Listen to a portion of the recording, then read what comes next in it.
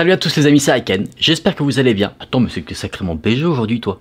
Franchement le flow, validé. Dans cette vidéo, on va voir deux affaires criminelles. On en voit deux exceptionnellement dans ce format Killer Instinct. Normalement pour ceux qui sont habitués de la chaîne, vous savez qu'on voit généralement l'affaire d'un tueur. On voit son histoire, sauf que là, je vais aborder l'histoire d'enfants tueurs. Et je l'ai déjà abordé dans d'autres vidéos, mais il se trouve que quand ce sont des enfants tueurs, eh bien ils se font attraper quand même relativement vite. Pas pour tous, mais pour pas mal d'entre eux, ils se font quand même choper assez rapidement, donc l'affaire ne s'étale pas sur des années et des années. C'est pour ça que là je vais aborder deux affaires d'enfants tueurs. Franchement, elles sont atypiques parce que des fois tu te dis, mais pourquoi? Vous allez voir, j'espère que la vidéo vous plaira, si c'est le cas n'hésitez pas à liker la vidéo et à vous abonner à la chaîne. Et on est parti pour se plonger dans cette première affaire d'enfants tueurs.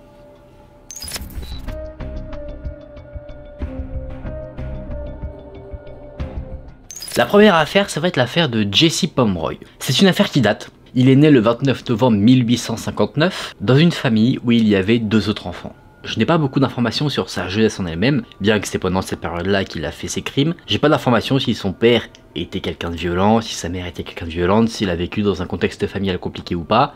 Ça, c'est un mystère. Peut-être pas, peut-être que si, mais en tout cas, c'est pas le plus important dans cette affaire. De 1871 à 1872, il y a des rapports qui sont faits à la police. Des rapports qui indiquent que des jeunes garçons sont attirés dans des endroits assez isolés et attaqués par un garçon plus âgé qu'eux. Cependant, mis à part des rapports, personne n'a été inquiété de ces événements. Ces rapports semblent montrer que les attaques sont d'une extrême brutalité. Par exemple, les jeunes garçons qui ont été attirés dans des endroits isolés ont été battus par coups de poing mais également par coups de ceinture. Dans certains cas même, il y a eu des agressions au couteau. Et ce sont des agressions tellement brutales que parfois même certains garçons ressortaient de leurs agressions avec des cicatrices permanentes. En 1872, Jesse, sa mère et les deux autres enfants de sa famille déménagent. On pourrait croire que ça a mis fin aux attaques du jeune garçon, pas du tout. Il a continué là où il avait déménagé. Donc là forcément, les enquêteurs, ils voient ce genre de détails. Jesse est arrêté vis-à-vis de l'attaque des jeunes garçons. Il passe devant un tribunal pour enfants. Il est reconnu coupable et il est envoyé dans une prison pour enfants. Vous savez, un centre de rééducation. Les conclusions du juge sont très claires. Jesse Pomeroy a un problème mental. Mais vous savez que moi sur la vidéo je parle pas forcément d'agression ou de trucs comme ça. Moi j'aborde vraiment l'histoire de ceux qui passent par la case meurtre. Et c'est effectivement le cas pour Jesse Pomeroy. Parce qu'à l'âge de ses 14 ans, il est mis en liberté conditionnelle. Il retourne donc dans sa famille. Sa mère, elle, dirigeait une boutique de couture et son frère lui vendait des journaux. C'est en février 1874 qu'il revient chez lui, mais un mois plus tard, en mars, une jeune fille du sud de Boston du nom de Cathy Curran disparaît. On ne sait pas où elle est. Mais un mois plus tard, à la fin du mois d'avril, le 22 précisément, on trouve le corps d'un jeune garçon, Horace Millen, qui est totalement mutilé. Immédiatement, la police fait un petit lien. Elle se dit, il y a quelqu'un qui a agressé les jeunes garçons, qui a été remis en liberté, et maintenant, il se passe des trucs chelous avec les enfants.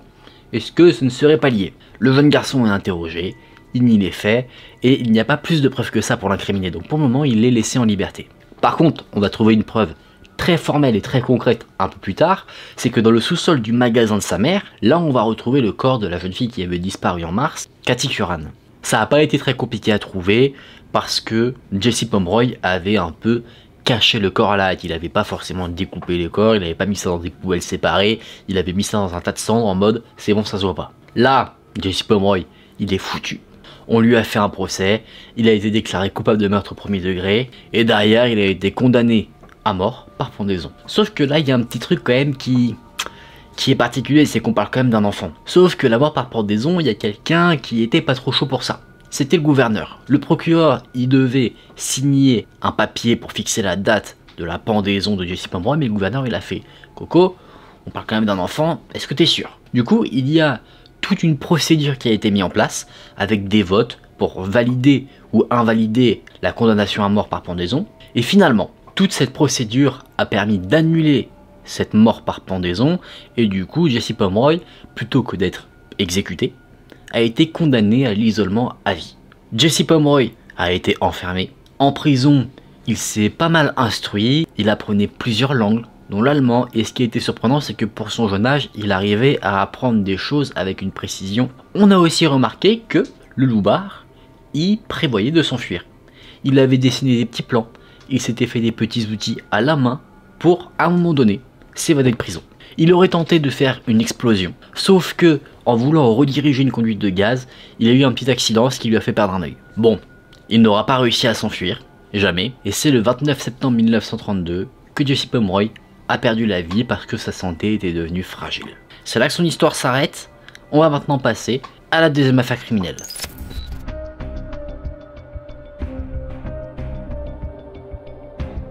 On va maintenant voir l'affaire de Job Phillips, une affaire qui est beaucoup plus récente que celle qu'on a vue précédemment. Il est né le 17 mars 1984 dans une famille qui était pas très saine.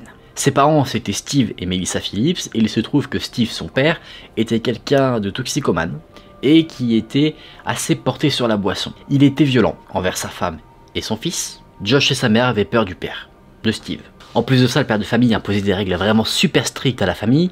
Par exemple, pour Josh, il n'avait pas le droit d'inviter des enfants quand les parents n'étaient pas là. Sauf qu'il y a un type d'enfant que ce père détestait, c'était les jeunes filles. On sait pas pourquoi, il les avait juste en horreur, sans explication en soi valable ou logique. En novembre 1998, Josh vivait avec sa famille en Floride. Il était plutôt calme, assez amical. Il était ami avec les enfants des voisins, et dans ces enfants-là, il y avait une fille. Cette fille s'appelait Maddie Clifton, et Josh en soi s'entendait très bien avec elle. Ils avaient l'habitude de jouer ensemble. À l'école, tout se passait bien pour Josh, c'était un enfant un petit peu populaire, c'était quelqu'un qui aimait bien faire le pitre, il n'y avait aucun historique de violence vis-à-vis de lui, ce qui dénote totalement en fait de ce qui s'est passé après. On est maintenant le 3 novembre 1998. Josh était chez lui, ses parents n'étaient pas là, et Maddie Clifton est venue toquer à sa porte pour savoir si ils pouvaient jouer ensemble. Elle voulait jouer au baseball avec Josh, Josh a dit ok, même si en soi il n'était pas autorisé à recevoir des amis chez lui quand ses parents n'étaient pas là, mais il se dit personne n'en saura jamais rien. Les deux enfants jouent au baseball, sauf qu'à un moment donné, il y a un problème. Maddie Clifton a lancé la balle de baseball, Josh a frappé dedans avec sa batte, sauf qu'il a renvoyé la balle dans l'œil de Maddie. Maddie avait très mal, du coup, souffrant à cause de cette douleur, elle a commencé à pleurer. Elle saignait, elle souffrait à la mort, il n'y avait rien de grave, elle n'avait pas l'œil qui avait percé ou quoi que ce soit, elle avait juste affreusement mal. Josh, là, il commence à paniquer. Il se dit, mince, mon père va bientôt rentrer, faut pas qu'il apprenne ce qui s'est passé, que quelqu'un est venu, que la personne pleure, etc. En plus, c'est une fille, il la déteste, ça va mal se passer, il faut que je fasse quelque chose. Du coup, Josh a traîné Maddie Clifton dans sa maison, il l'a ramenée dans sa chambre, et là, il se dit, elle est en train de pleurer, en train de crier, faut que je fasse quelque chose, faut que je fasse quelque chose. Il prend donc de nouveau sa batte de baseball et il refrappe Maddie Clifton à la tête pour qu'elle s'arrête de crier. Là, Maddie arrête de crier parce qu'inconsciente. Ensuite, Josh la cache sous son lit. Et là, pour Josh, victoire. C'est bon, il ne sera pas pris. Son père rentre, Josh va l'accueillir, ils échangent un petit peu et après ça, il retourne dans sa chambre. Il jette un petit coup d'œil sous son lit et là, il voit que la jeune fille est toujours vivante. Elle gémit un petit peu. Du coup, il sort la jeune fille de sa cachette, il lui tranche la gorge et il la poignarde 7 fois en plus. Évidemment, là, la jeune fille est morte. À 17 h cette journée-là, les parents de Maddie Clifton signalent sa disparition. Pendant 6 jours, la police a recherché la jeune fille. Josh a même participé aux recherches. Et la semaine qui suit encore cette semaine-là, lui, il est dans le déni total. Il est rentré dans un monde où, dans sa tête, il ne s'était rien passé.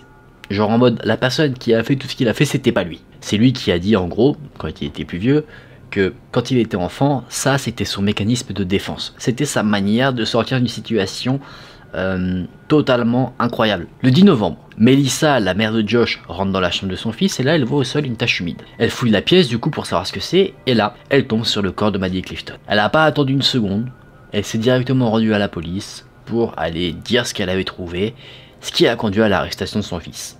Josh a été arrêté alors qu'il était à l'école et il a rapidement avoué son meurtre. Lors du procès, certains éléments ont été remis en cause, notamment le fait que l'agression de Maddie Clifton était d'abord d'ordre sexuel. On n'a pas trouvé de traces ou quoi que ce soit qui allait dans ce sens, mais il y a quand même quelques pistes qui ont permis de créer ces hypothèses, c'est notamment le fait que Josh avait déjà posé des questions de cette nature-là à Maddie Clifton et à sa sœur aînée. En plus de ça, là on peut remettre en cause certaines choses, c'est que on nous dit que Maddie Clifton a saigné de l'œil, sauf que sur la balle de baseball, il n'y avait aucune trace de sang. Donc je vous ai donné une version des faits, on n'est pas sûr à 100% que ça s'est passé exactement comme ça. Dans les grandes lignes c'est ça, mais on ne sait pas si Josh a menti sur certains aspects ou pas, et de toute manière on ne peut pas forcément le prouver, sauf si lui-même il dit voilà il s'est passé ça, il s'est passé ça, il s'est passé ça.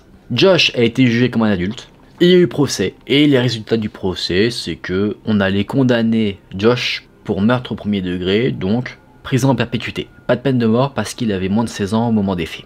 En prison, Josh a été un prisonnier modèle, il a continué son parcours scolaire là-bas, il a même fait des études universitaires par correspondance où il s'est spécialisé dans le droit, où d'ailleurs ses études lui ont permis d'aider d'autres détenus à faire appel. Il a fait appel plusieurs fois pour essayer de sortir de sa situation, hein. Et il a eu l'opportunité d'écrire une lettre d'excuse à la famille de Maddie Clifton, sauf que Josh a toujours refusé, non pas parce qu'il est fier de son crime ou quoi que ce soit, mais parce que lui, il voulait faire ses excuses en personne, parce qu'il considérait que dans une lettre, on ne pourrait pas voir la sincérité de ses mots. On en a fini pour cette affaire. C'est une affaire assez particulière parce qu'on n'a pas affaire à un meurtrier qui a fait un meurtre parce qu'il voulait juste du sang et du sang. Là on a quelqu'un qui a fait, et c'est ce qui a été dit d'ailleurs dans les rapports de l'enquête, quelqu'un qui a fait un meurtre parce que de base ça partait d'un accident, et qu'en fait il a eu un état de panique qui l'a fait devenir fou, et qui a fait totalement dégénérer la chose. Après, évidemment, un meurtre reste un meurtre, il a été condamné en ce sens, et aujourd'hui, il est encore en prison en train de purger sa peine. Les amis, on en a fini pour ces deux enquêtes, j'espère qu'elles vous ont intéressé, on se remet dans une ambiance un peu plus chill pour en débriefer.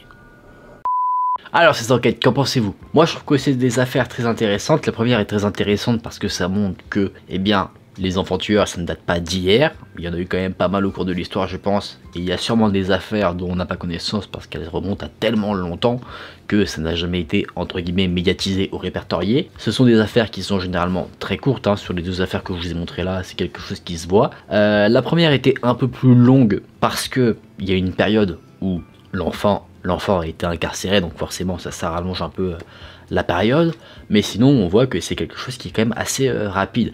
Je ne saurais pas expliquer forcément pourquoi, peut-être parce que les enfants n'arrivent pas à tenir, on va dire, d'un point de vue psychologique face à la police quand ils sont interrogés, ils avouent généralement assez vite, on l'a vu, quand on met des preuves devant leurs yeux, ils reconnaissent assez facilement les choses, alors qu'un adulte aurait peut-être tendance à plus jouer sur d'autres aspects pour essayer de se sortir de ces situations. Mais voilà, ce sont des histoires très intéressantes. Ce qui est aussi fou, c'est que dans la deuxième histoire, on voit qu'il y a un enfant qui a commis un meurtre, pas parce qu'il voulait tuer quelqu'un, mais parce qu'il a été pris d'une panique causée par quelque chose extérieur. Il avait peur en fait de la réaction de son père, et tu vois, typiquement, on voit que vraiment plein de détails peuvent faire influer les choses. S'il était dans un environnement totalement sain, avec un père totalement différent, eh bien c'est possible que la situation qui a mené au meurtre de Maddie Clifton, n'arrive jamais. Tu vois ce que je veux dire? C'est ça qui est assez fou quand tu parles de meurtres commis par des enfants, c'est que parfois il y a des choses de l'extérieur qui viennent jouer dans la balance. En tout cas, j'espère que vous avez passé un bon petit moment devant la vidéo. Si c'est le cas, n'hésitez pas à liker la vidéo et à vous abonner à la chaîne. On se dit à très vite dans une prochaine vidéo. Prenez soin de vous, c'était Aken. Salut!